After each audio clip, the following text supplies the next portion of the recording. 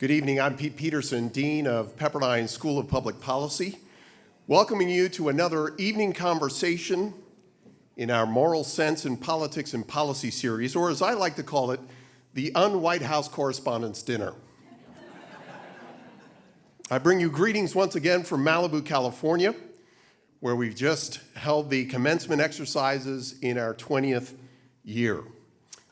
This anniversary has caused me to go back to the school's founding documents, which included a speech given by the late great historian of California, Kevin Starr. A few months before the School of Public Policy opened its doors in the fall of 1997, Dr. Starr spoke at a gathering of supporters and proclaimed, and I quote, "Because Pepperdine remains anchored in values, it can communicate itself to the nation as seeking just numbers, not just numbers and statistics, not just fancy formulations, but value in our public life. By which I mean both religious and philosophic value, the philosophia perennis, the perennial philosophy, and the Judeo-Christian and philosophic tradition which has shaped our civilization. It is only rarely that academic discourse directly refers to these values, yet they remain implicit in what is being thought and said. 2 decades later, our graduate program remains anchored in those same values, preparing our next generation of leaders to consider not only the quantitative aspects of policy analysis, but to situate policy solutions, whether they be at the local, state, or national level, in that perennial philosophy. To always remember that there is a public in public policy. As I mentioned the last time we were together, Pepperdine may be the only graduate policy program in America to list Tocqueville's Democracy in America as one of its core texts. But we also consider many of the other volumes quoted in the important book we'll discuss tonight. Another is Robert Nisbet's foundational The Quest for Community, in which he opines, quote, "Modern public administration has been generally dominated by the 19th century rationalist conception of society as a vast aggregate of unconnected political particles," unquote. That was in 1953. But unfortunately, not much has changed on today's policy school landscape, unless that landscape involves a breathtaking view of the Pacific Ocean. Notice Nisbet's use of the adjective unconnected, as it subtly describes our own era known for its coming apart and deaths of despair. It is particularly appropriate then that we connect tonight with our friends at the Trinity Forum in another conversation about such important things as the future of liberalism. We are joined by Professor Patrick Deneen and New York Times columnist David Brooks in his new book, Why Liberalism Failed, or what might be titled Why Tocqueville Was Right. Dr. Deneen makes a powerful case that liberal democracy and economics have within them the seeds of their own destruction. It is not a hopeful book, but towards the end, he allows that there might be, quote, liberty after liberalism. If there is to be a movement towards civic virtue, then let it begin with us here tonight. And this partnership between two liberty-supporting organizations, the School of Public Policy and the Trinity Forum. And so without further ado, please join me in welcoming the president of the Trinity Forum and my friend, Cherie Harder.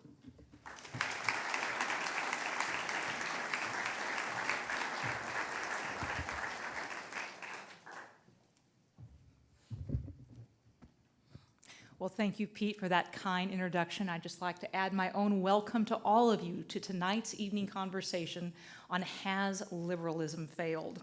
As Pete noted, this is part of our ongoing series with Pepperdine as part of the Moral Sense in Politics and Policy. And since we first launched this several years ago, we've covered all manner of light topics such as reforming public theology, the role of friendship in the political imagination, the strange persistence of guilt in the post-religious world, and other happy topics. It has been a pure pleasure, Pete, to work with Pete Peterson from the Pepperdine School of Public Policy. And we're And we're delighted by and grateful for Pepperdine's role in convening discussions like the one tonight. We're also grateful for the support for tonight's events from the M.J. Murdoch Charitable Trust, an organization that has been deeply invested in strengthening democracy, civility, and working for the common good for more than 40 years. Deeply grateful for all that they've done. And we're so pleased that each and every one of you are here. I do want to recognize a few special guests. In addition to Pete from the School of Public Policy at Pepperdine, we also have Brian Swartz and a few students from Pepperdine, so we're delighted you could join us. And I'm also delighted to announce that so many of the trustees of the Trinity Forum are here in this room. That may be due in no small part to the fact that our board meeting is tomorrow, but are delighted that they've come and would just like to briefly recognize our chairman, Price Harding, Byron Smith, Richard Miles and Phoebe Miles, George Clark and Ashley Clark, Howard Dahl and Ann Dahl, Barbara Bryant, Mike Brennan, and Matt Teague. We also know there are many people who wanted to be here tonight but could not. So if you have friends who were hoping to be here and couldn't make it, we are live streaming, so you can tweet right now or text them and let them know that they can dial in. We're also going to have video up on our website, www.ttf.org, as well as our YouTube channel within the next 48 hours or so. In addition, we will have pictures on Facebook that you can tag, and we'll also have video clips as well. It's a pleasure to see so many new faces in the audience. I see a lot of old friends, but I also see quite a number of first-timers. So for those of you who are not familiar with the Trinity Forum, we work to provide a space and resources for the discussion of life's greatest questions in the context of faith. And we do this by providing readings and publications which draw upon classic works of literature that explore the enduring questions and connect the timeless wisdom of the humanities with timely issues of today, as well as sponsoring events like the one tonight to connect leading thinkers with thinking leaders and engaging those big questions of life, and ultimately coming to better know the author of the answers. As we've noted in our evening conversations before, it's been said that the big questions of life essentially boil down to just three. What is a good person? What is the good life? And what is a just society? And for the past 2 or more centuries, there has been a spreading and strengthening consensus around the world that a just society was best achieved, and perhaps only achieved, through a liberal democratic order, or what has been called classical liberalism. The classical liberalism underpinning modern democracy, informed by the Enlightenment as well as classical philosophy and Reformation thought, not only gave birth to the American experiment in ordered liberty, but spread throughout the world, bringing unprecedented levels of prosperity and stability with it. So promising was its spread and prosperous were its nations that even a generation ago, following the collapse of the Soviet Union, renowned political scientists were declaring the end of history and announcing that the end point of mankind's ideological evolution had been reached with the result of, and I quote, the universalization of Western liberal democracy as the final form of human government. But since then, it has become clear that history is still alive and well, and that liberal democracy, both in the United States and elsewhere, faces not only menacing external enemies, but also formidable internal threats. And while there has long been lament from various points along the ideological spectrum of increasing inequality, growing polarization, the breakup of families and breakdown of communities, burgeoning debt and economic disruption, the last couple of years have brought a startling surge of authoritarian populism and other forms of illiberalism, ending any complacency in assuming that the American experiment would continue in perpetuity. One of our speakers tonight goes even further, claiming, in his words, a political philosophy that was launched to foster greater equality, defend a tapestry of different cultures and beliefs, protect human dignity, and of course, expand liberty, in practice generates titanic inequality, enforces uniformity, fosters material and spiritual degradation, and undermines freedom. He concluded, liberalism has failed. It is a provocative and unsettling claim. Has the American experiment in ordered liberty run its course, the ship of state grounded by the engine of so much past progress? Or alternatively, in the words of our other speaker, do America's difficulties stem not from anything inherent in liberalism, but from the fact that we have neglected the moral order and vision of human dignity embedded within liberalism itself? It is a vitally important question as well as a challenging one.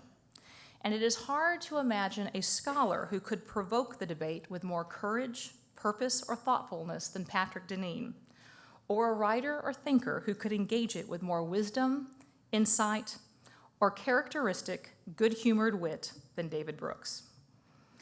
Patrick Deneen is the Associate Professor of Political Science and the Memorial Chair of Constitutional Studies at the University of Notre Dame, where he also serves as Acting Director of the Center of Ethics and Culture.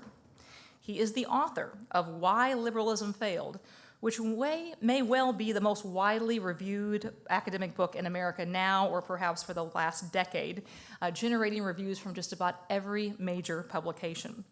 He previously taught at both Princeton and Georgetown universities and served as the principal speechwriter and special assistant to the director of the U.S. Information Agency, has written or edited several books, including The Odyssey of Political Theory, Democratic Faith, and Conserving America, and serves on the editorial boards of Perspectives on Political Science, American Political Thought, and is a contributing editor to the American Conservative. David Brooks needs no introduction, but he will get one anyway. He serves as an op-ed columnist for the New York Times and leads a new initiative at the Aspen Institute, a focus on reducing civic fragmentation, as well as serving as commentator on the PBS NewsHour, NPR's All Things Considered, and NBC's Meet the Press. He previously served as a police reporter for City News Bureau, a writer for the Washington Times, and a book review editor, reporter, occasional movie critic, and later op-ed editor at the Wall Street Journal, as well as a senior editor at the Weekly Standard and contributing editor for The Atlantic and Newsweek. A best-selling author, his books include Bobos in Paradise, On Paradise Drive. His third book, The Social Animal, became a #1 New York Times bestseller, as did his most recent book, The Road to Character. In his spare time, David teaches at Yale University and is a member of the American Academy of Arts and Sciences.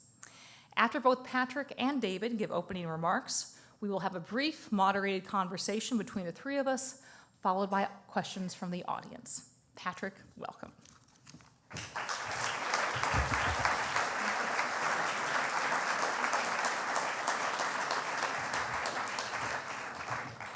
Thank you so much, Cherie.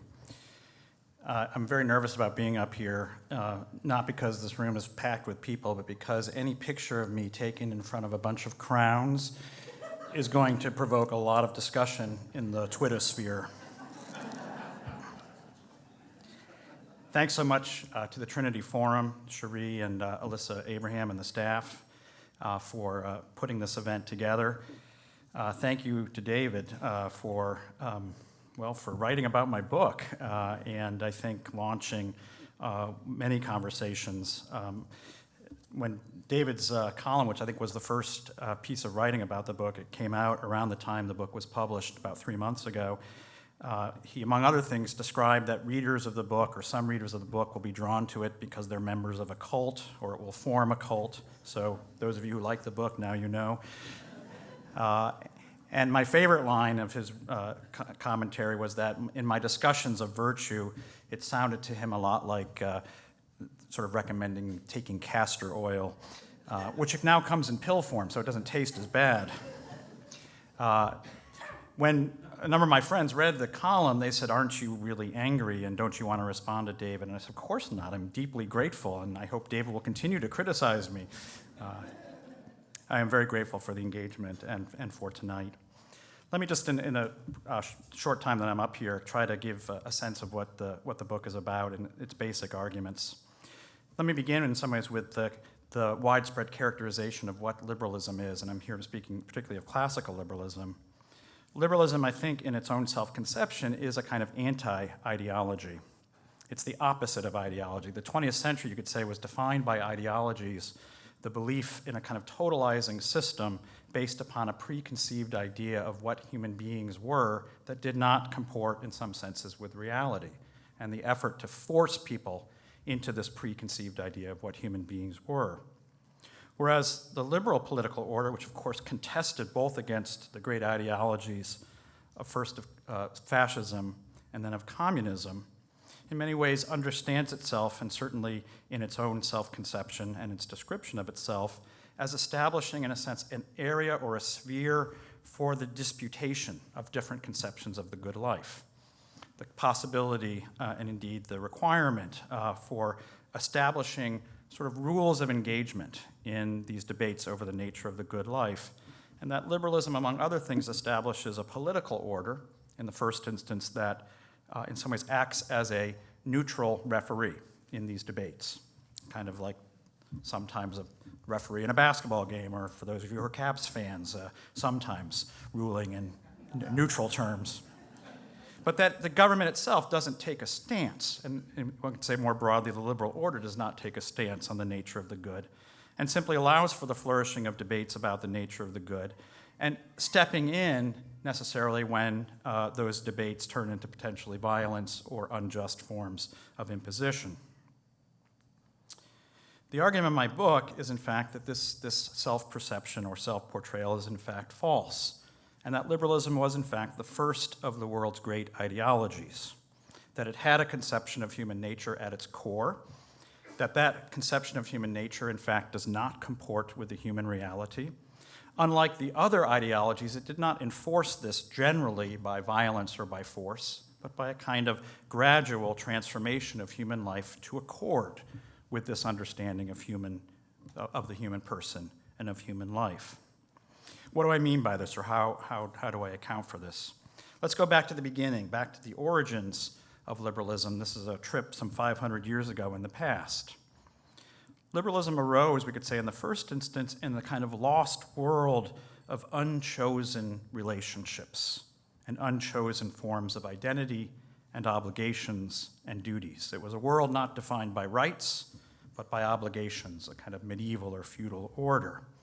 And of course, among these was the fact that one's political order was governed by people who were, in a sense, in that position because of birth or because of inheritance. And I know we all love The Crown, it's a great show, but at its core is the idea that this is someone born into that position simply as a matter of birthright, and that the subjects in that political order are born into those positions as a matter of birthright.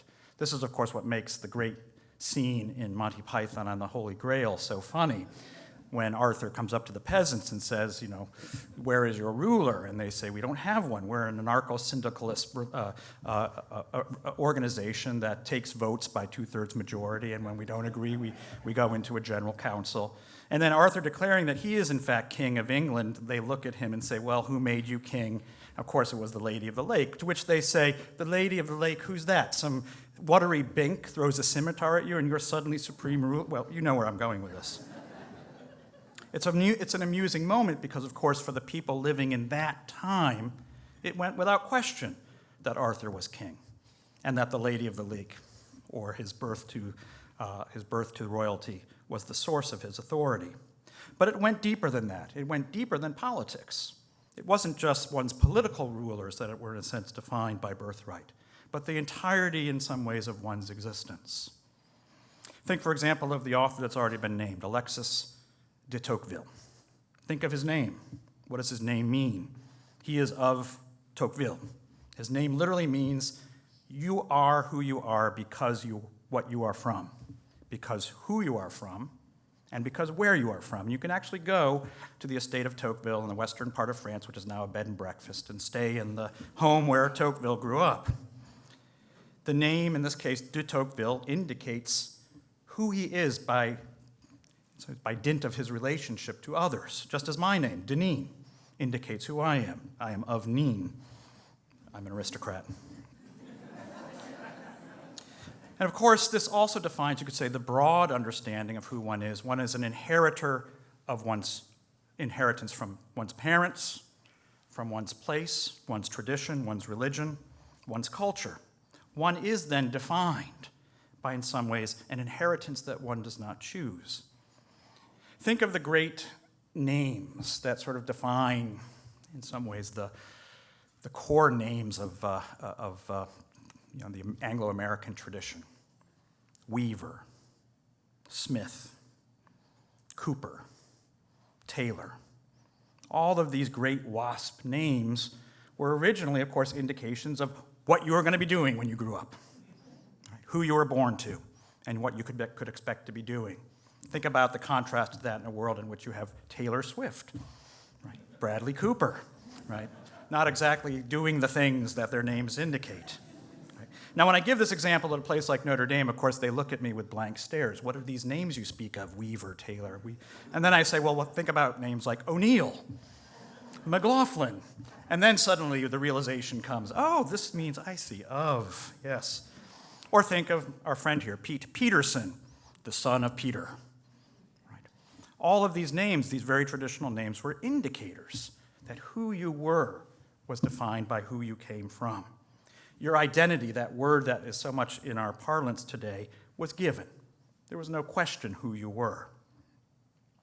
Now, in many ways, then the early architects of liberalism, were in many ways, you could say, confronting this question: how can we conceive of human beings in an alternative way, in which we're not defined by our names, where we're from, who we're from, the tradition that we're from?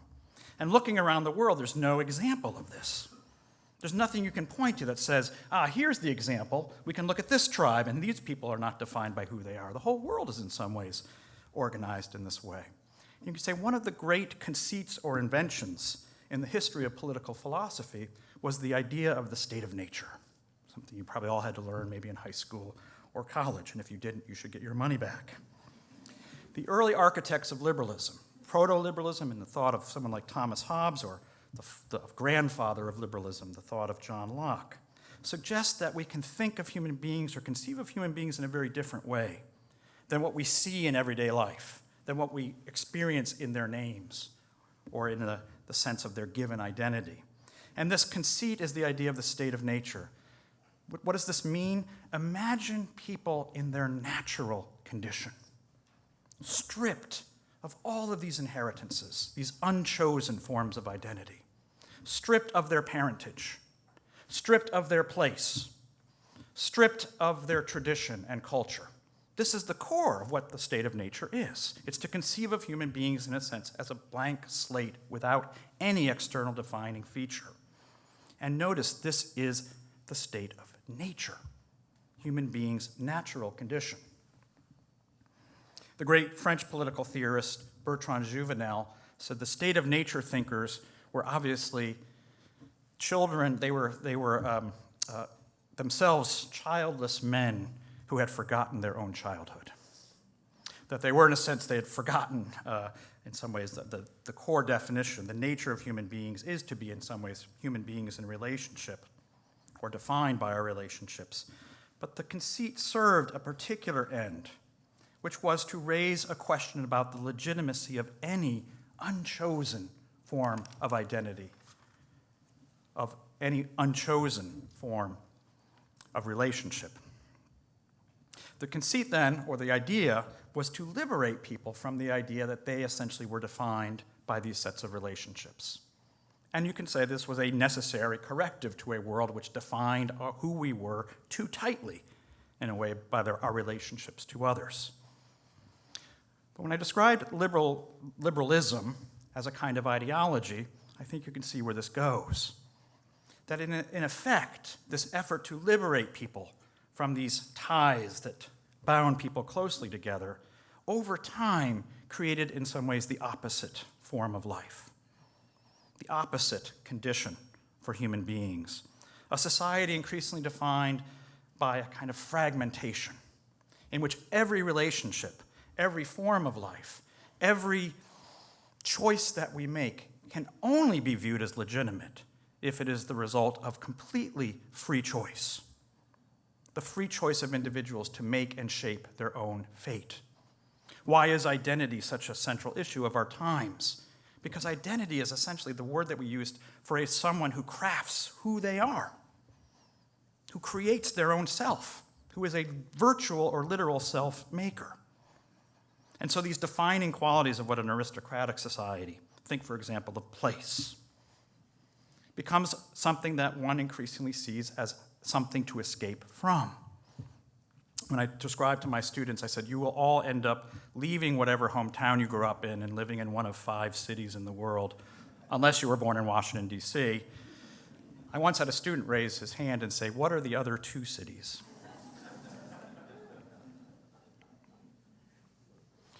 The liberal order, then, you could say, creates or seeks to create a world in which those aspects of life that once defined us, place, and one's inheritance or tradition, one's religion, even today, the nature of the family itself has to be the result of voluntarist remaking. The idea that we ourselves make these entities, but also that we lower as much as possible the entrance into these conditions and the exit out of these conditions. So place has to be something one can leave with ease. One's tradition or inheritance, one's religion, something that one can leave with ease. Indeed, one sees it in some ways through the lens of a kind of consumer mentality. And even today, family, of course, a society of divorce, a society in which families increasingly aren't even formed, and a society that endorses abortion is a society in which the familial relationship has to be in some ways redefined so that exit is as easy as possible. And as we move toward a world in which we will increasingly pick our children, particularly through biotechnological advances, we can see again this ethic unfolding. My contention then is that liberalism in a sense begins with an ideological understanding of the human person. And in this sense, the same sense of ideological, a false anthropology of the human person, and then over time remakes the world, in a sense, in the image of that human type, of that creature. And that this has been affected in particular simultaneous through the growth and expansion of the liberal state. Remember that limited form of government? That turns out to be the most titanic and powerful state ever created. And through the auspice of the liberal market, that constantly expanding market that eventually encompasses the entire globe, as the ground condition of the liberation of the individual. You can't be confined to any particular economic society. It has to become global. And as we see now increasingly arguments being made, certainly more on the left than the right today, but that ultimately the political order as well has to become global, in part to match the global economic order. Liberalism then, as I suggest in the book, liberalism has succeeded. It has created the world in its own image. But in succeeding, it has failed. This is the paradox I suggest. It hasn't failed because it ceased or was not sufficiently or truly itself. It has failed because it has become itself, because it has become fully itself.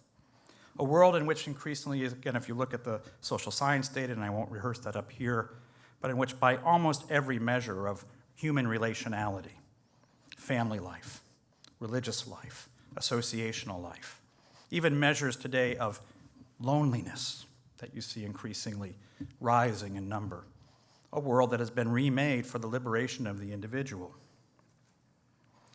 Now, in his column, and I expect shortly, David suggests that liberalism has within itself the seeds of its own self-renewal. And obviously, I take the position that liberalism had the seeds of its own self-destruction. And on this point hangs much. But I would simply submit that I think we're both simultaneous, and I think we share the concern that whatever has led us to this point, whether it's built into the system or whether it's in some ways extrinsic to the system, we're at the point where it's very difficult to think of what would encourage or support the renewal of a civilization, of relationality, of culture, of acceptance of, in some ways, certain obligations and duties outside of ourselves, of in some ways, the disciplining, if I may use the castor oil image, of the idea of freedom simply as unlimited free choice, and the acceptance in some ways of the obligations and duties that come from being a human in relationships with others. I think on this question, we will agree that much thought must be given, and perhaps tonight we may at least make something of an answer toward that question. So, thank you.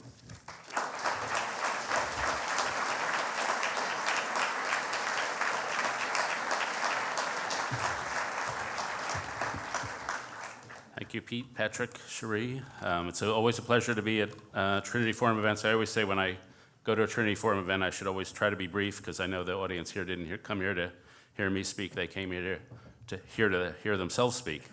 And so I will get out of the way of that. I also walked in here with a cloud of Dominicans who I see spread out. I thought Deneen brought his troops. Oh no, I'm stuck up here. It's a peaceful order, right? It's peaceful. And I hadn't even thought about the name thing. Deneen, the poor people of Neen were derived from, you could have been their duke and master. And I don't have a royal aristocratic background, I'm afraid. My original family, our name in Ukraine was Shmigelsky, which means chased out of town by Cossacks. And then when we got to Ellis Island, we were called Levy, was the family name, which means you should really think about law school. You should think about and true to our form, a lot of Jews wanted to assimilate to this liberal country. So we had a culture I grew up in called Think Yiddish, Act British. And my turtles were named Disraeli and Gladstone. That's really true when I was a kid. And so Jews of a certain generation gave their kids names that nobody would ever think were Jewish names because they were English names. And so they choose Irving, Sidney, Norman, Milton, and it all backfired. So I'm here to express gratitude for Patrick. I write about books and then disagree with them because I think they're important and we should all read them. And Patrick's book has proven to be as important as I anticipated it would be. And it's given me a chance to describe and to think about something I think we've all taken liberalism for granted for a number of decades. And a lot of those of us who love it have forgot why we love it. And so Patrick's book was really an occasion for me to remember why I love liberalism, and I'll try to express that love here. And it's appropriate that I start where Patrick spent much of his time on an anthropology of human nature. I start mine, Jamie Smith, who was up here, and I learned from St. Augustine that the most important quality of our consciousness is our desiring heart, and that we're primarily desiring creatures and loving creatures. I read about a guy not long ago who bought a house with a bamboo stand by the driveway, and he hated bamboo. So he chopped down the bamboo, then he took an axe and chopped up the root system, then he poured plant poison over what was left, then he put 3 feet of gravel and a layering of concrete on top. 2 years later, a little shoot of green bamboo is sticking. And so it's my view that we are all like that. We all have a desiring heart that shoots through.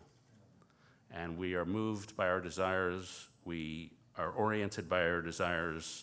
As David Foster Wallace said in that famous address, in the day-to-day trenches of life, there's no such thing as atheism. Everybody worships something. And so we're on the move. As Smith said, we're like existential sharks driven by our hearts. And what we long for most and what we orient our lives toward most is fusion with something else. Fusion with a God, fusion with a country, fusion with a community, or fusion with another person. And I always quote a passage from Louis de Bernier's novels, Captain Corelli's Mandolin. And in it, an old guy is talking to his daughter about his love affair with his late wife. And he says, love itself is what is left over when being in love is burned away. And this is both an art and a fortunate accident. Your mother and I had it. We had roots that grew toward each other underground, and when all the pretty blossoms had fallen from our branches, we found out that we were one tree and not two. That's what the heart wants. The second important quality of our consciousness is the yearning soul. Now, I don't ask you to believe in God or not believe in God. There are enough people in this room who can do that. It's not my department. But I ask everybody to believe that they have a piece of you which has no shape, weight, size, color. It is of infinite value and dignity. And rich and successful people don't have more of this thing than poor and less successful. Old don't have more of it than young. But it gives life infinite dignity. And slavery is wrong because it's a covering over of another human being's soul. A rape is not just an attack on a bunch of physical molecules, it's something that covers over another human being's soul. And what this soul does is it yearns for righteousness. Everybody wants to be good. I've never met anybody who didn't want to live a good life and a worthy life, even criminals. When you ask them about why they did what they did, or people who've committed genocide, they always have some excuse for why what they did was good or at least justifiable. And what the soul yearns for is the higher and higher levels of happiness and joy. We're naturally wired to seek out material happiness, ego happiness, like winning some success and reputation.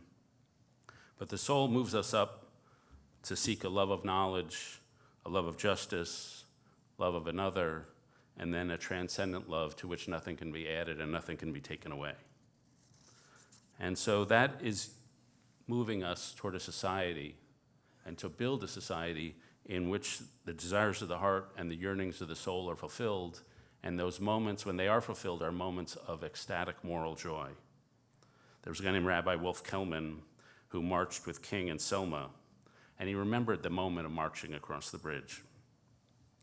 We felt connected in song to the transcendental, the ineffable. We felt triumph and celebration. We felt that things change for the good and nothing is congealed forever. That was the warmest transcendental spiritual experience. Meaning and purpose and mission were beyond exact words. Meaning was the feeling, the song, the moment of overwhelming spiritual fulfillment. And so the heart and the soul are moving us. We're moving. We're dynamic creatures. Jamie Smith said we should signify our lives by a vector, by an arrow. And I love liberalism because liberalism is the political philosophy consistent with the idea that human beings have hearts and souls. Liberalism celebrates the movement of individuals toward a home, the creation of a home, the idea that life is not inherited. We don't have to bow down in obedience to something else. A life is absorbed, submitted to, chosen, and then surrendered to. And so it starts with the idea of movement and energy. John Stuart Mill celebrated movement and energy. As Richard Reeves, his biographer, said, at the heart of his liberalism was a clearly and repeatedly articulated version of the flourishing human life, self-improving, passionate, truth-seeking, engaged, and colorful. The big words from Mill were energy, active, and vital. One of my heroes is Alexander Hamilton, who's a Latino hip-hop star from the Heights. But his big words were rouse, excite, energize. Abraham Lincoln said, man's duty is to improve one's condition. So there's something calling you forward. There's something always making your life a project towards something. Liberal democracy is the only system built on respect for the infinite dignity of each individual man and woman, on each person's moral striving for justice, freedom, and truth. And it would be a great mistake to think of democracy and liberal democracy as just some procedural thing or a political system like majority rule. It's a way of life built on infinite dignity, built on the existence of a soul. And this struggle is not just an economic struggle, it's a moral struggle. America is the ultimate expression of liberalism. Europeans came to this country 400 or 500 years ago, and they saw infinite forests stretching out. Flocks of geese, it took 45 minutes to take off. They were so gigantic. Oysters bigger than they'd ever seen. And they had two realizations. God's plan for humanity could be completed on this continent, and they could get really rich in the process. And we have ever since been driven by that kind of moral materialism. Puritans said we have two oars rowing for heaven. Lincoln said we're the last best hope, the final completion of history, the eschatology. Luigi Barzini came to this country and said what few imitators have understood is that the secret of America's tremendous success was in reality not merely technology, know-how, work ethic, the urge to succeed, or plain greed. It was a spiritual wind that drove Americans irresistibly from the beginning. What was behind their compulsion to improve man's lot was an all-pervading sense of duty, a submission of a God-given imperative, a God-given code of personal behavior, a willing acceptance of all the necessary sacrifices, including death in battle. Few foreigners understand this today.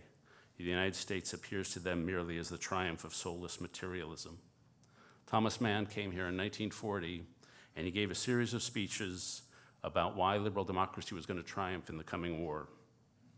And he emphasized that democracy is not just a procedure, it's a way of life, and it's a way of triumphing over sin. Mann argued that sin, paradoxically, prepares us for the fullness of our destiny. He wrote, "Man is nature's fall from grace, only it's not a fall, but just as positively an elevation, as conscience is higher than innocence. Original sin is the deep feeling of man as a spiritual being for his natural infirmities and limitations, above which he has raised himself through spirit. That we're not condemned by sin, but sin is an occasion to raise ourselves through submission and spirit, and that it's a struggle. The liberal Democrat doesn't speak in the active voice, the voice of the dictator. He doesn't speak in the passive voice, the voice of the submissive serf. He speaks in what Eugene Peterson calls the middle voice, listening and hearing, listening and responding. That's the voice of liberal democracy. And so life is a struggle and a journey, but it's not a solitary struggle. It's a severe mistake to think that liberalism is the same thing as individualism. Liberalism is the system that incites people to live in community. Liberalism is the system that gives people the dignity to give themselves away. We sometimes think we're a bunch of individualists, but that is a myth we tell ourselves. If you look at American history, this great emblem of liberal democracy, we are community makers. There's a great and accurate Western called My Darling Clementine with Henry Fonda. And the movie is the most accurate Western because it's not about the lone cowboy off on the range. It's a bunch of people who come to a town and build a town. The teacher comes, the Shakespearean actor comes, the barber comes, they put up houses, they build a community. That's actually how the West was settled. And if you look back on American history, we're just a bunch of community builders. The Puritans, the Quakers, the Mormons, the Shakers, the Hippers, the Hackers, the Hipsters. Go to Williamsburg, somebody invents a computer out in Silicon Valley, they decide, we're gonna create a global community with this thing. That turned out to be wrong, but the community instinct was there.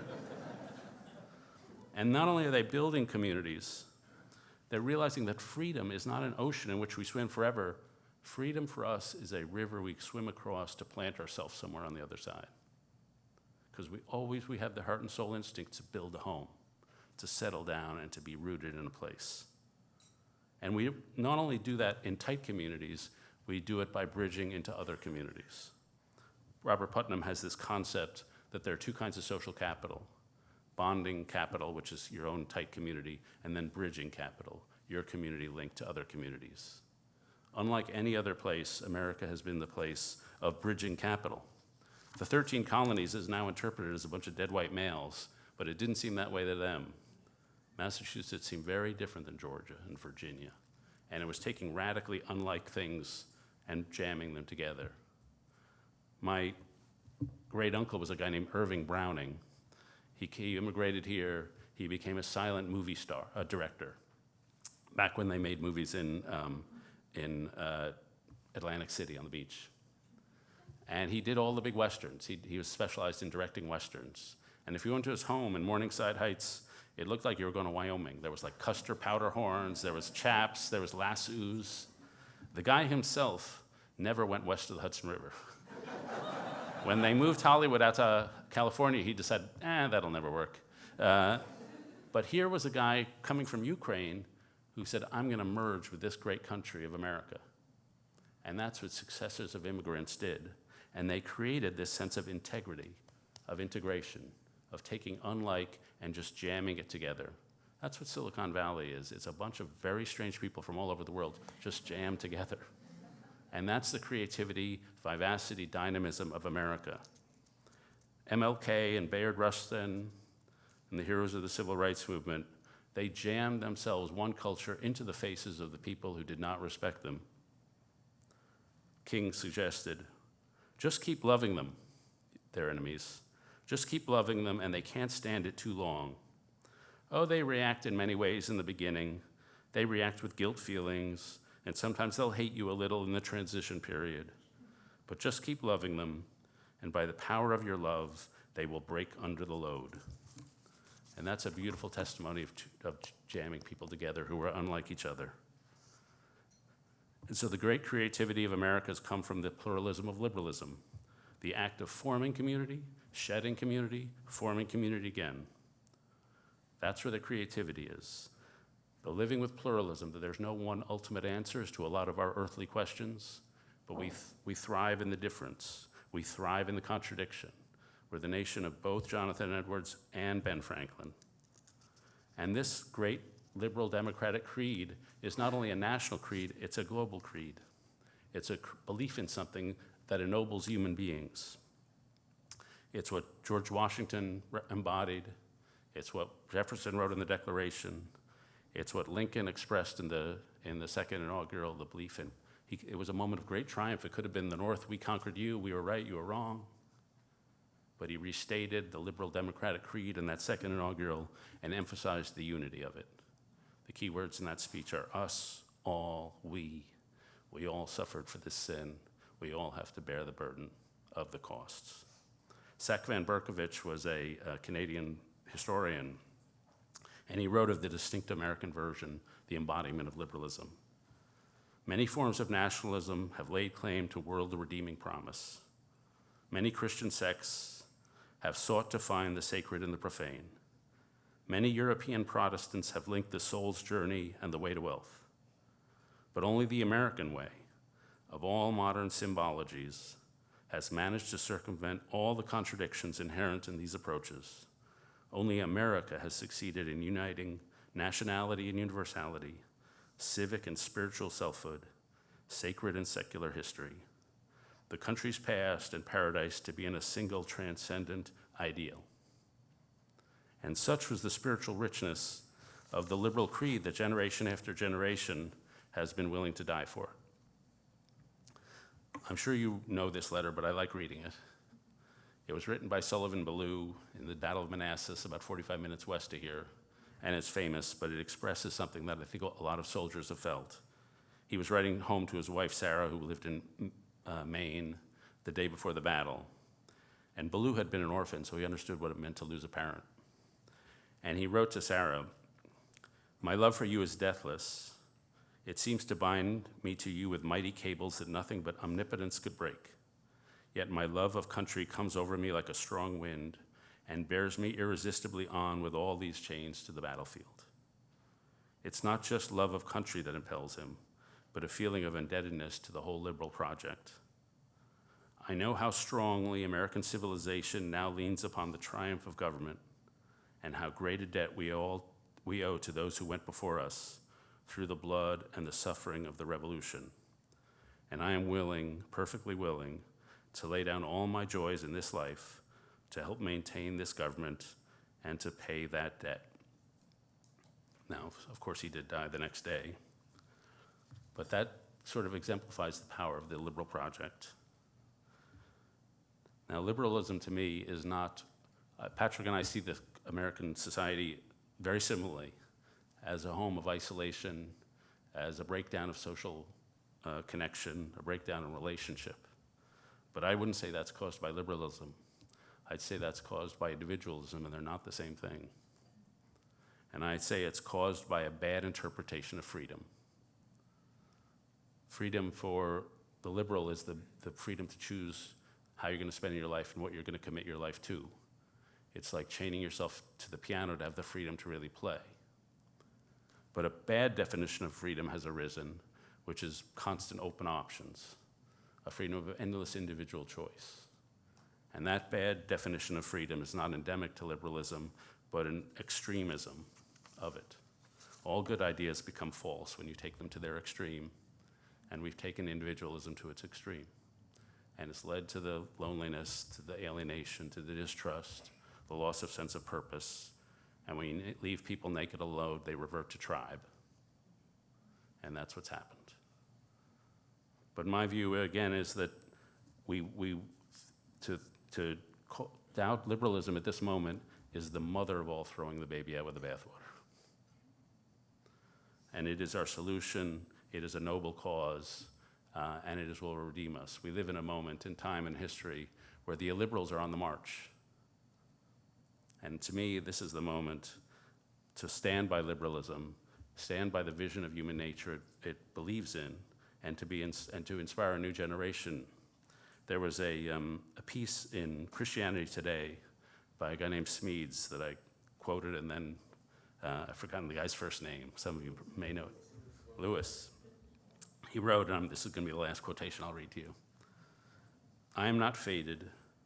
I am not determined. I am not a lump of human dough whipped into shape by the contingent reinforcement and aversive conditioning of my past. I know, as well as the next person, that I cannot create my life de novo. I am well aware that much of what I am and what I do is a gift or a curse from my past. But when I make a promise to anyone, I rise above all the conditions that limit me. No German shepherd ever promised to be there with me. No home computer ever promised to be a loyal help. Only a person can make a promise. And when he does that, he is the most free. And liberalism gives us the freedom to make promises to things. Thanks.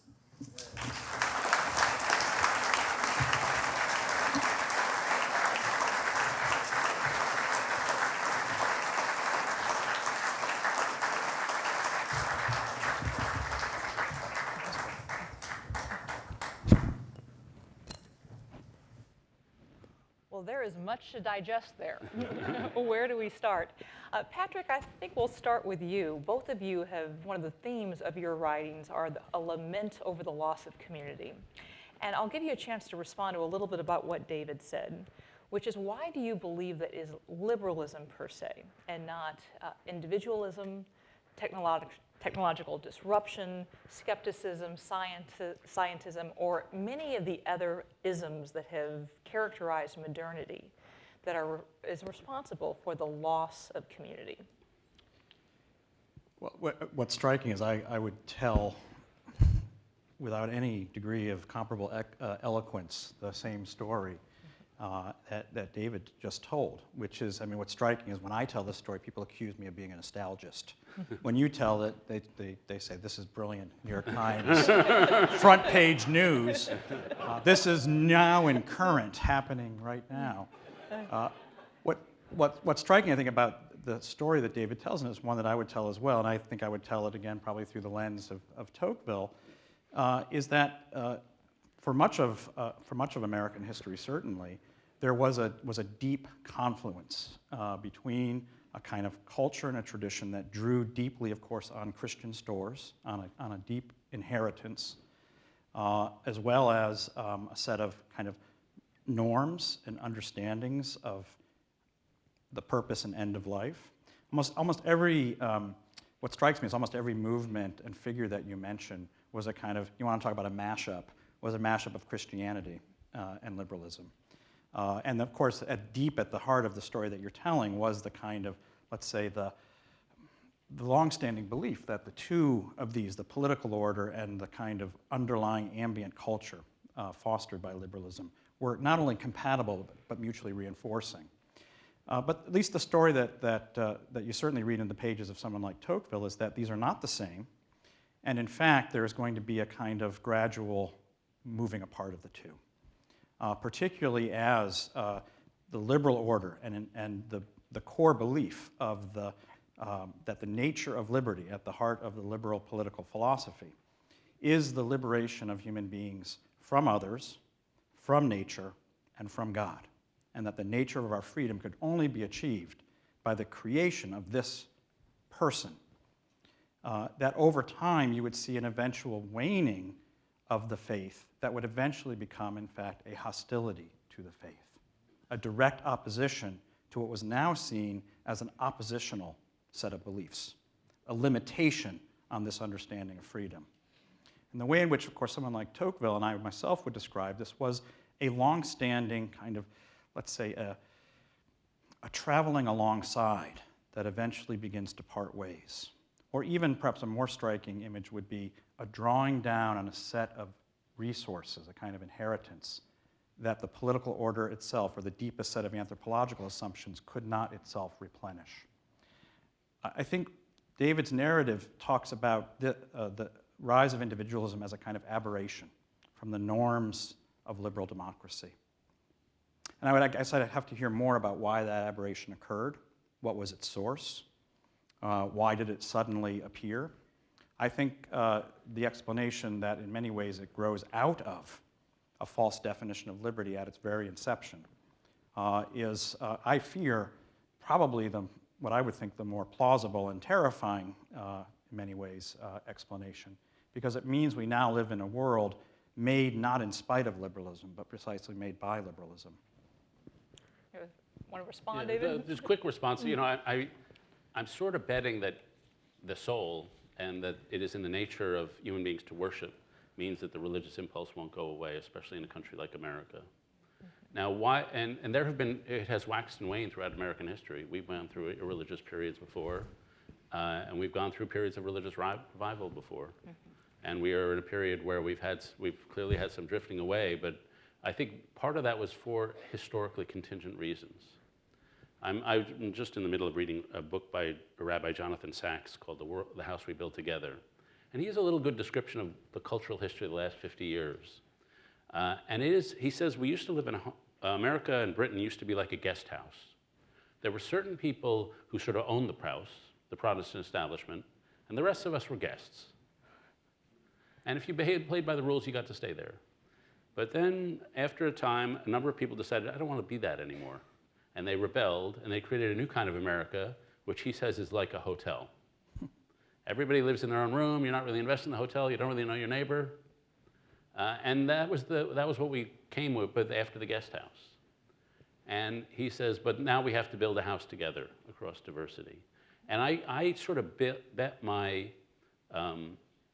faith in the country on the idea that the idea of covenantal attachments will ultimately, and is in fact in this moment, ultimately causing people to recommit to community, to recommit to institutions like the Army, and frankly, I think to recommit to the Judeo-Christian religious institutions. Mm-hmm. Picking up on that point, you talk very compellingly about the role that love plays. You both have written about Augustine and how essentially the ordering of what we love really affects our character and affects the country as well. But of course, people aren't just pure yearners. There is the heart in conflict with itself. We all yearn for true love. Porn consumption is at an all-time high. We do things that are in opposition and in contradiction to each other. And in many ways, liturgy is what is supposed to form the loves towards the best end. Are there liturgy practices that you see as particularly potent or hopeful in reforming our loves to encourage connection? Is that for me? That's for you. Well, I mean, one of the advantages that those of us who want to encourage connection is loneliness just sucks. You know, suicide rates are now at a 30-year high because of loneliness. Mm-hmm. People don't trust their neighbors. If you ask people a generation ago, do you trust your neighbor? They would say 60%. Now it's 32%, 19% of millennials. 55,000 people dying every year of opiate addiction. So it's not close call, it sucks. Okay. And so I would say when you look at past periods of renewal of connection, the one I think of is the period of 1890. And so that started first with a theological recovery.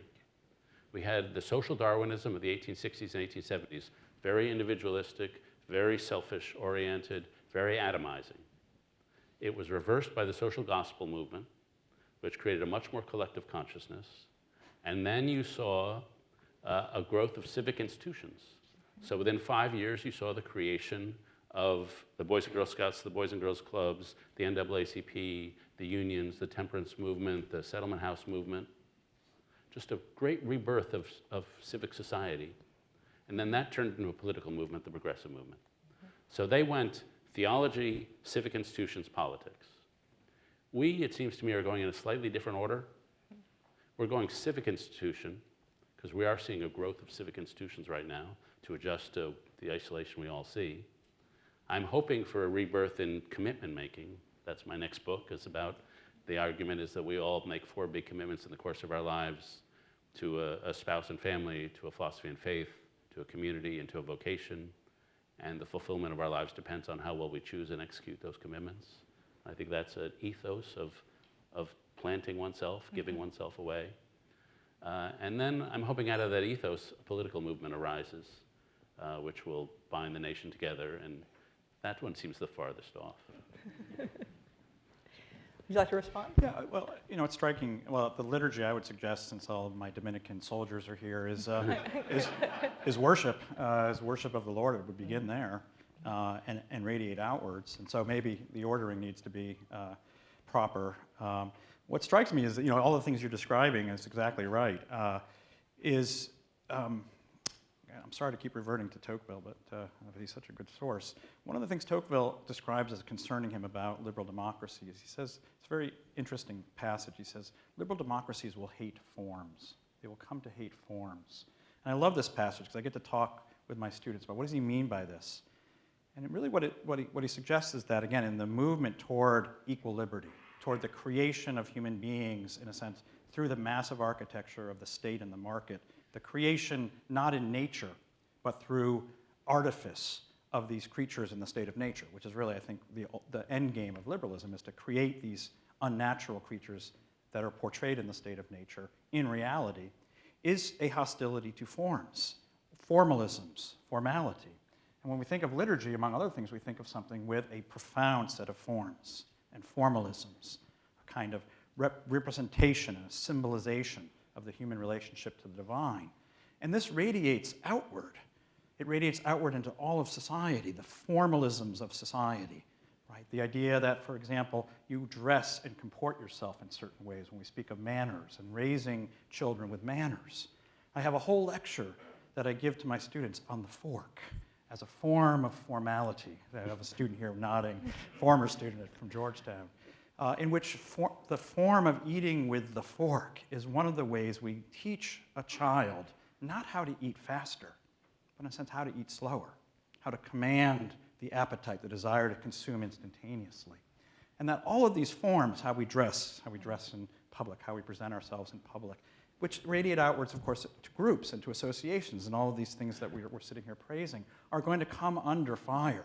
Because in a world of equal liberty, we will not want anything that binds or separates the equal liberty of individuals. We'll have, what Rod Dreher loves quoting, liquid modernity. We'll have a much more liquid society, the breakdown of forms and formality. So it seems to me the difficulty that we face, and David's hopeful about the creation now of civil forms, but I think it's much more difficult in a world in which you could say what we prize is informality. We prize informality in every sense of our lives. This is what lies behind the phrase, I'm spiritual but not religious. This is what you see when you have informal dress-down Fridays, or dress-down Wednesday, Thursday Fridays, or dress-down week.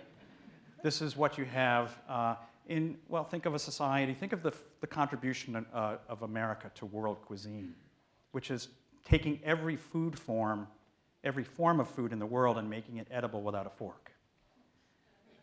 Oh, now we're getting into it. It's a forkish. That's right. I'm a tyrant. I realized this when I went to Italy and I saw Italians eating pizza with a fork and a knife, and I was like, wow, you can do that? The Fork Pitchfork Alliance. That's right. Populists. Right. Can I ask Patrick a question? So on that question, we taught, you teach full-time, I teach part-time. 10 years ago, the students struck me as, I call them organization kid, real meritocrats. I assign that essay almost every year. Thank you. And I think it's obsolete now, though. They identify with it. Oh, well, they really do. We're bastards. Yeah. Not the part about the economy being great. Yeah. But it strikes me now the students are caught up in moral fervor of social justice warrior, and if anything was filled with forms. It's not the form I would choose, but it is a form of what you can say and what you can't say, what you can wear and what you can't wear. It is a moral fervor to the nth degree, to me, without any real roots in any spiritual thing, but it is a hunger for community, for form, and my problem with it is that if you leave people without solid roots of community born out of love, you end up with tribalism born out of hate. But it is certainly, I would not say it's the end result of liberalism. It seems to me more a step backward to pre-liberalism. Well, I agree with you, actually. I think that in the absence, I think you said this in your remarks, which is that when you have this breakdown of all of these forms and the kinds of relationships that define, I think as you rightly put it, orient the desire toward the highest things, that people are going to find something to be dedicated to. And so what seems to me in some ways wrong about the diagnoses in the 80s and the 90s that it was all about relativism was this was wrong, right? That in some ways this was the precursor of a society that was going to become quite certain about what it believed and insisted on what it believed. And it does have the form of a kind of new religious fervor in this sense. I don't know that I would agree, or I would end agreeing that this constitutes a revelation of a certain kind of form or formality, or the beginnings of a new kind of form of community. I mean, obviously, people are finding meaning and relationships in these settings, but it does seem to me that ultimately it's based on a much more kind of almost a Nietzschean will to power. It's oriented on the desire to gain power and prestige and position in American society. We're locked out, and we're going to take it from you. It's not born of a kind of, I think of the soaring language that you spoke of. Let's build something together. We, us, etc. It's born of something much more deep and much more nefarious, and I think terrifying. Yeah, it is funny how so much goes back to the state of nature, and that if you grow up, and I think the John Locke and Hobbes version of the state of nature is total hooey, because it is you think, didn't these guys have families? Like, but we have inherited, I think, deep in our a biblical metaphysic, which we all started somehow in Eden. And out of that grows a presumption of abundance, that there's somehow enough for all of us. We've all been blessed. And out of that seems to me, you get community out of love, where you don't see life as a zero-sum struggle against the other. And tribalism is a rejection of that version of the state of nature, and out of that you get a scarcity mentality, and an apocalyptic mentality, and a belief that life is conflict, and it's zero-sum. And that has a left-wing version, and a few blocks from here it has a right-wing version. I'm not going to get to it. I guess, David, my question would be, how much do you think we still live in a biblical society? Yeah. And I think there the evidence is fairly grim. I think there was very much a remnant, or let's say an inheritance of that tradition. But certainly, I mean, I teach at Notre Dame, so Catholics don't know the Bible to begin with, so we'll start there. But I'm willing to bet at places like Yale or most both elite institutions, but also your average state university. It's not just that there's a lack of biblical literacy, there is a fundamental lack of a formation of an understanding of the human person in light of the created order and in light of the biblical teachings on the relationship of God and man. Yeah. Patrick, let's go back to the first part of your question, which was to cultural liturgies, and you said worship. And this is really a question for both of you. Can you have civic renewal without religious revival? I'm running through New York Times columnists this week. I was in a very different setting at a Bruderhof community in upstate New York with Ross Douthat just on Saturday. And Ross told us about his next book, which is on decadence. And I thought this was a great book topic. So we'll run the gamut of the New York Times, views of the conservative New York Times, renewal and decadence. And of course, what struck me about Ross's discussion of this as a political theorist, and this is really, I think this goes to the heart in some ways of a deep kind of disagreement. You could say maybe the deepest disagreement. I'm more informed by the Greeks and the classical political philosophical tradition, which is in some ways the belief that everything decays, everything dies. This is the Augustinian view too. Everything passes. You can't be committed to any political order with sort of ultimate allegiance or loyalty. And the political question becomes, how do you forestall as much as possible decay? And the same thing we say with our bodies, right? With every biological creature and every creation that human beings make will ultimately decay. And what is decadence? Decadence is the manifestation of decay. And we live, I think, in a decadent society. And Ross's suggestion, and I think this is quite right, is that there may be he suggested 5 ways that a decadent society might end. External invasion, and he suggested this would be Roman Empire, and maybe what's happening in Europe right now, in a kind of quieter way. Finding a new frontier, he suggested, and again, I think that's right. having creative energy that's moving outward. Maybe this is why the young are excited about Elon Musk. And the third was religious revival. And so is the 1890s possible for us today? And I think, again, this will be, we'll find out who's right or wrong in the next decade. Yeah. One of the differences between us, I was struck by this reading the book. Yeah, I mean, you are a political theorist, so philosophy is what you go to. I'm a journalist, so I go to history. And so to me, a lot of the ideas are not really representative of the way Americans actually live. We often live better than we think. And I would say if you go through American history, you see a process, and I didn't invent this phrase, political theorists called it ratchet, hatchet, pivot, ratchet, which is a culture is a collective attempt to solve the problems of the moment. And so you create a culture. In the World War II, we had an extremely collective culture, very group-oriented. And it was to solve the big problems of that moment, which were World War II, the Depression, real solidity there. And then that culture lasted for a little while, but then it stopped solving the problems. It was too racist, it was anti-Semitic, it didn't allow women, it seemed really boring, the food was awful. Too many forks. And so people shifted over, they destroyed that culture, and that's called the 1960s. And then they pivot over and create another culture, and then we ratchet upward again. And so I would say never underestimate the power of human ingenuity to solve problems. And we happen to be in one of those ratchet moments, so it can seem grim. 1968 seemed grim. 1905 seemed grim. 1848 seemed grim. But the basic story of human and American history is of figuring it out. And so I place my hope in the idea that we are an experiment that has been betrayed in many ways, but rather than seeing history as decay from an ideal, I look at American history and see just a constant process of renewal and rejuvenation, that we are perpetually the young country, and that great empires can last for 900 years, and we're like 200 some odd into it. We got another 700 years to decay. It lasted a long time after Caligula. On that note, there's much more we could talk about, but we're going to turn it over to questions from the audience.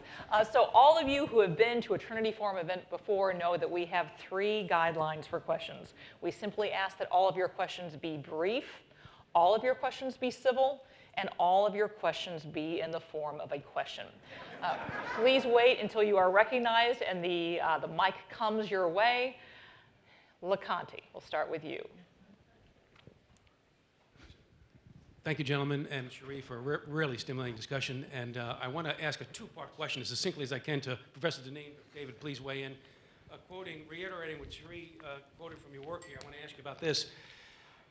Liberalism has failed, you say, because in practice it generates titanic inequality, enforces uniformity and homogeneity, fosters material and spiritual degradation, and undermines freedom. I know you're a political scientist and not a historian, but you don't have to be much of an historian to know that all those qualities could define and characterize any civilization, any society that has ever existed since the dawn of man. They certainly describe the pre-modern, pre-liberal time that you do seem to have kind of a nostalgic attachment to, Christendom.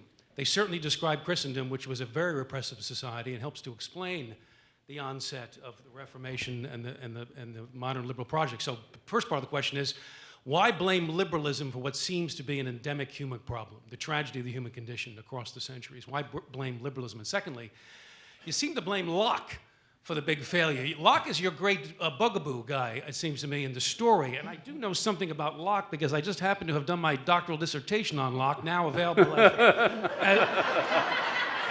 Maybe David could write about it. from Amazon. God, Locke, and Liberty. I can get you a discounted version on We're it. keeping it brief, Joe. Real brief, real brief.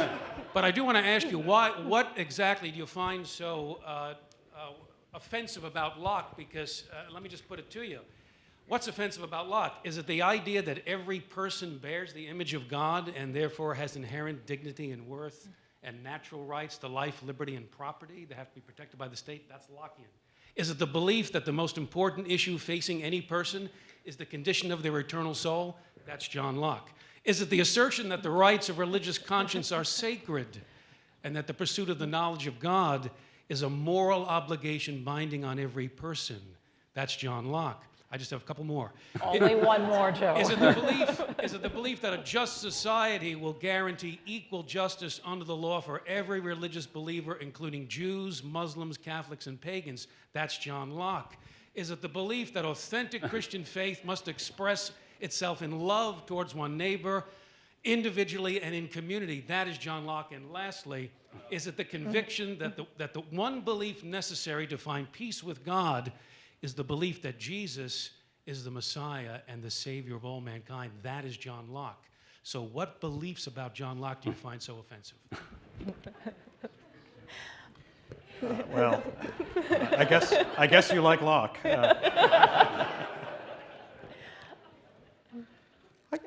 What strikes me, I think you're right, of course, that every society has been defined by various injustices. There is no perfect society.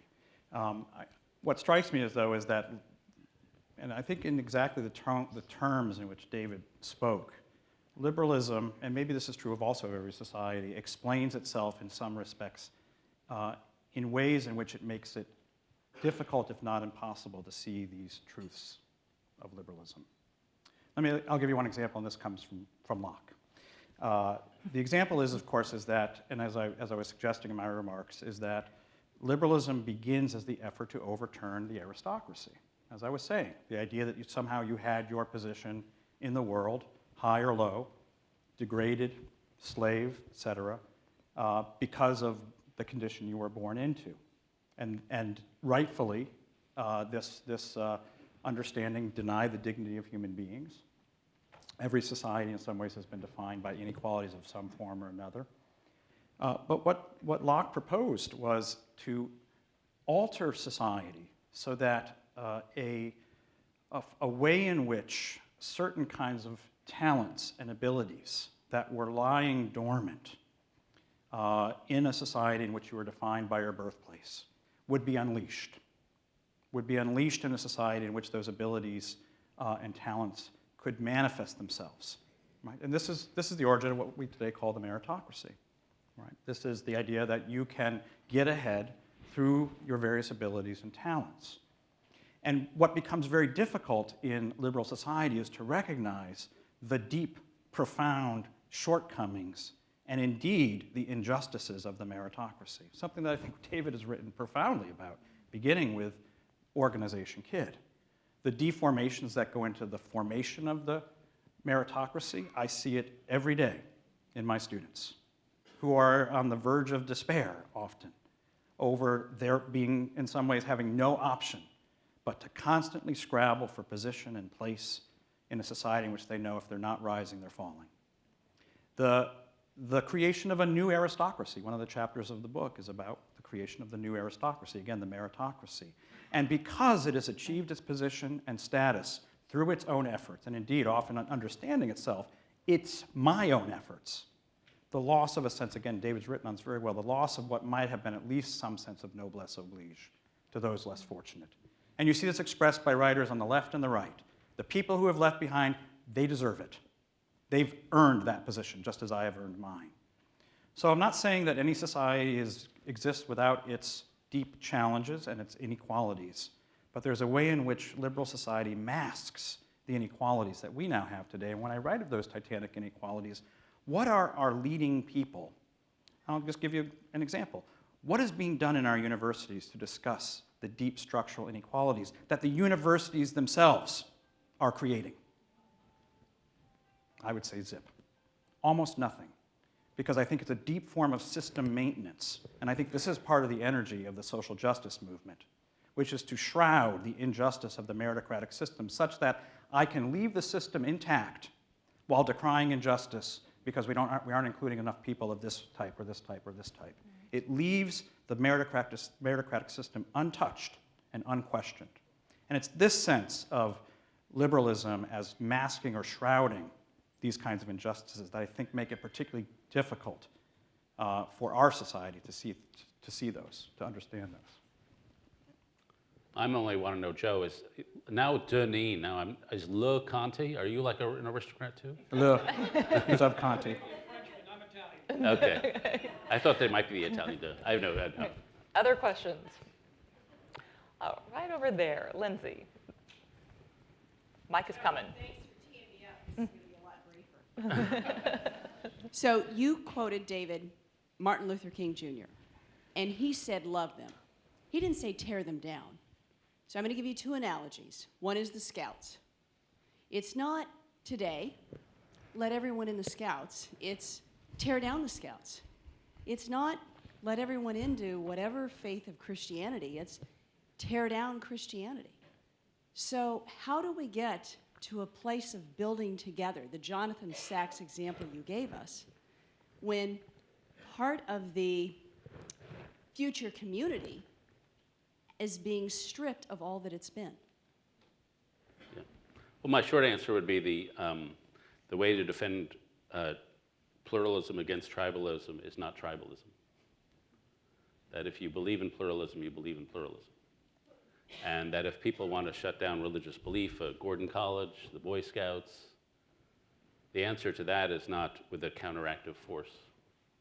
The answer to that is to believe in pluralism. And so the enemy here is not only that people want to change the Boy Scouts or they want to shut down Gordon College. The answer is they don't believe in pluralism. And they are exactly the anti-liberal forces that are rising. I mean, one of the things about this debate is it's not an academic debate. I was talking with somebody earlier this evening, and I covered all these great news events in 1990s in Europe. The decline of the Soviet Union, the rise of democratic Russia, the end of apartheid in South Africa, the Oslo peace process, the unification of Germany. It seemed to be the great liberal triumph.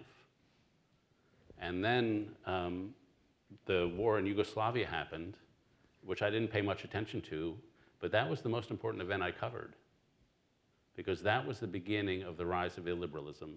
That was the beginning of sectarianism. That was the beginning of authoritarianism. And it's been 25 years of that ever since. And the debate about liberalism is not like, oh, is it good or bad? It's a living debate of, do we want to live in this kind of system, or do we want to live under Viktor Orban, or Erdogan, or Zimbabwe, or any of the illiberal regimes that are rising? Or do we want to live under the local illiberals we have living right here, which often take the form of the social justice warriors who disdain pluralism and want to impose a sort of authoritarian control over public discourse? And so to me, that when you face people who want to shut down, it's the correct answer is to double down on pluralism and the belief in it, not to adopt a sort of an apocalyptic mentality and say, we've got to have our bastards to match their bastards. We'll take two more quick questions. Right here. Is there a mic? Second row. My question is for Professor Deneen. Who are you? Oh, I'm Hannah Upchurch. So if you believe that the problems in liberalism are insoluble, then, which I don't share that opinion, but then it seems to me that the logical conclusion is that the solution to those problems is something other than liberalism. So what exactly do you propose to replace liberalism with, and how do you expect to do that? I have a plan. And I'll be running on in the next election. Well, I've actually been criticized for not providing a plan at the end of the book, and that's both by a certain amount of humility, but also by design, because one of the things that strikes me about that's in the nature of the liberal political order is it's an order that in many ways you could say is it's the order of in which the modern forms of technology in particular arise. In particular, a form of technology that's oriented toward and seeks to control all of circumstance. Now, here I would point back to a pre-liberal thinker, but one whom I think informs liberalism, someone like Niccolo Machiavelli, who you mentioned in your column, right, who says that the point of politics is to control circumstance, to control that which otherwise we don't control. And this is articulated also by Hobbes, it's articulated by Francis Bacon, that the modern project broadly and the political project of liberalism is to think of the technology that allows us to control all circumstances. Right, we see behind this, for example, well, okay, so we've created the conditions of global warming. we're going to seed the atmosphere with small particles that will reflect back sunlight.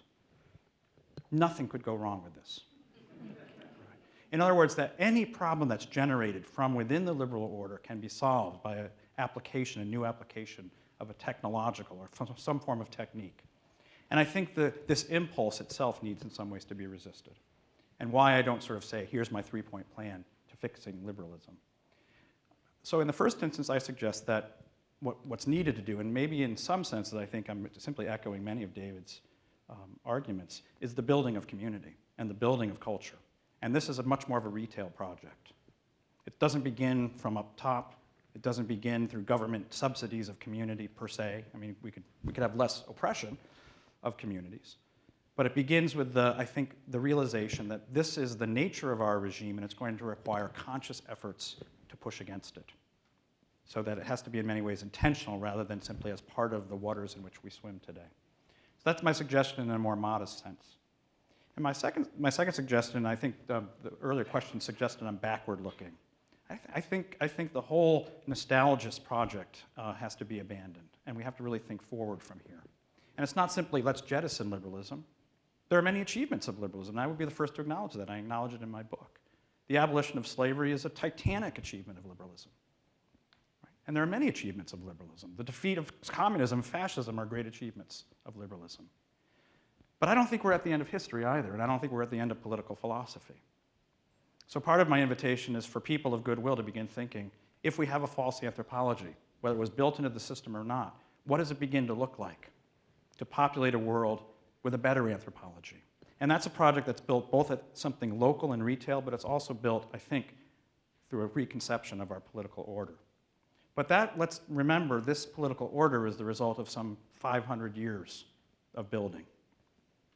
And I think it's going to be a generational project to correct. I'm maybe less confident it's going to happen in the next 20 years, maybe in 1890, maybe 1890 is ahead of us. But I actually think that we're a rather exhausted civilization, and the renewal is going to come through a rather longer term set of thinking about moving forward from here. It's not a forgetting, it's not a complete dismissal, it's in some ways to take what we have and build from there. So for the young people who are interested in political theory, don't go into academic political theory. Be like Hobbes and Aristotle and Machiavelli and Augustine. Do political theory outside the academy, because that's where the really important work is going to be done. Don't be like me. So we're a little bit over time. We're going to take one last very quick question. We'll go over on this side, right back there.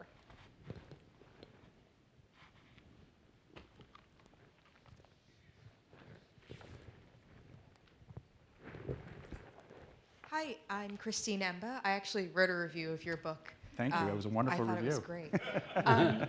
Kind of building on this last question, the future of changing liberalism, it does seem that people are becoming aware of the issues with the problem.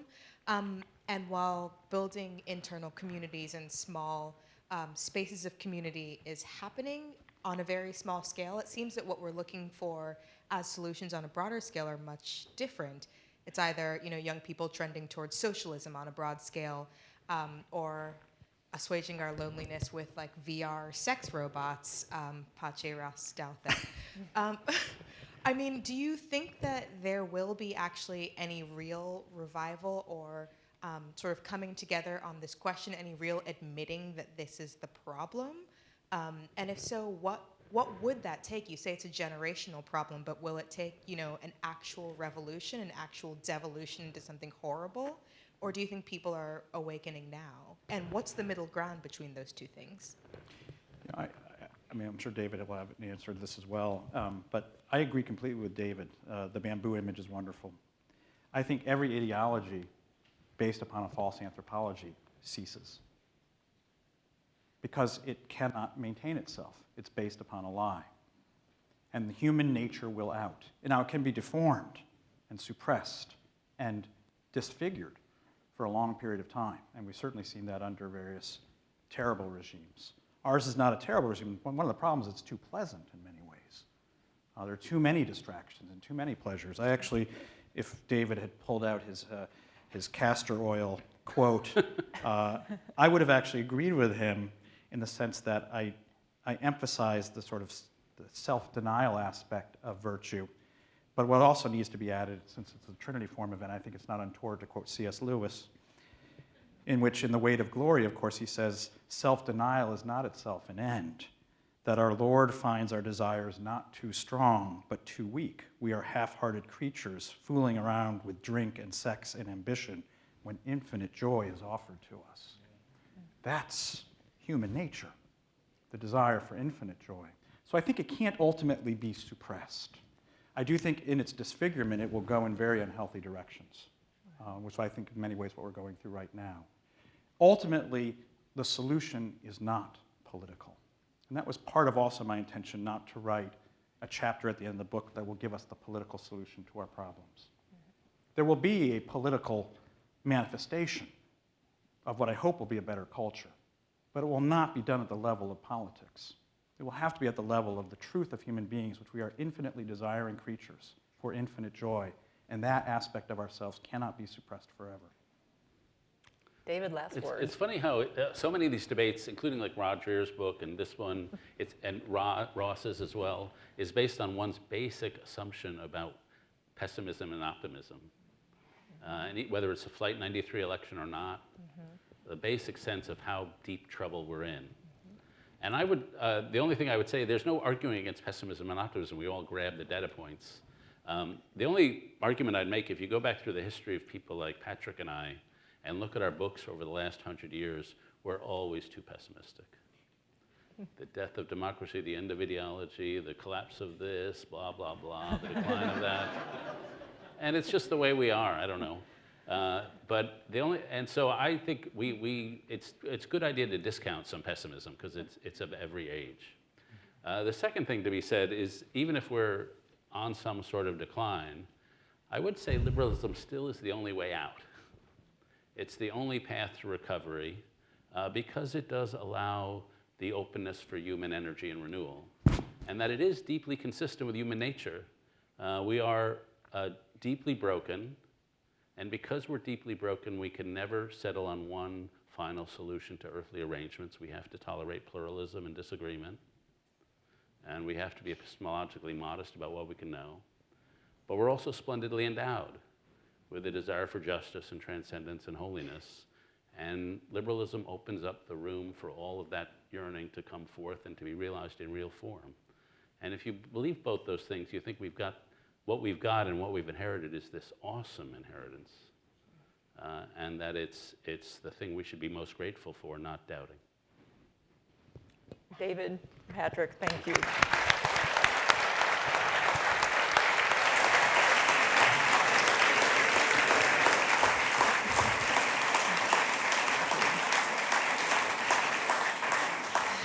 As we wrap up, I'll note that Patrick Deneen's book, Why Liberalism Failed, it will be for sale right there for $30. Patrick will be signing. We commend that to you.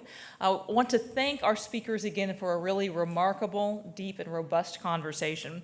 And now I'm in the slightly awkward position of asking you to turn your attention from the possible death and decline of all that we hold dear to the invitation to join the Trinity Forum Society that is on each of your seats.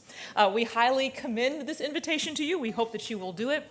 A part of our mission here is to make possible conversations like this one tonight, where we wrestle with deep questions with huge consequences in an intellectually robust way, as well as in a spirit of warm hospitality. There are very few forums that do this kind of deep engagement.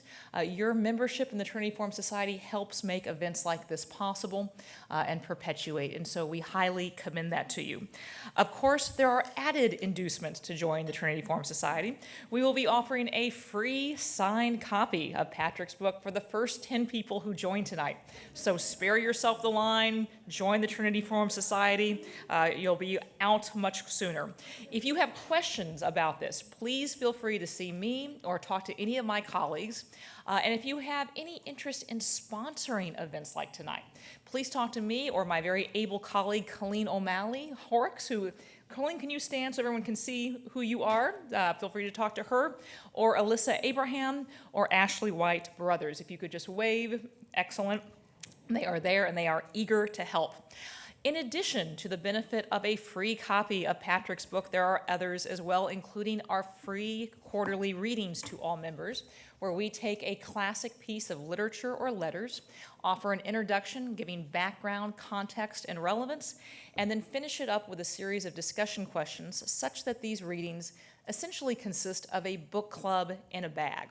Now, why would you want that, you might ask? Those of you who have read David Brooks' book, The Social Animal, might recall that people who joined a book club actually had an increase in their connectivity and a spike in their happiness equivalent to a doubling of their salary. Join the Trinity Forum Society and get happy. If you'd like to share this event with others, we hope that you will do so. We will have pictures on Facebook. We encourage you to tag your friends and post along. We'll be posting videos shortly. And we hope that you will join us for future evening conversations and reading groups as well. Our next reading group in DC is May 23rd at our offices. We will actually be discussing Martin Luther King Jr.'s Letter from Birmingham Jail.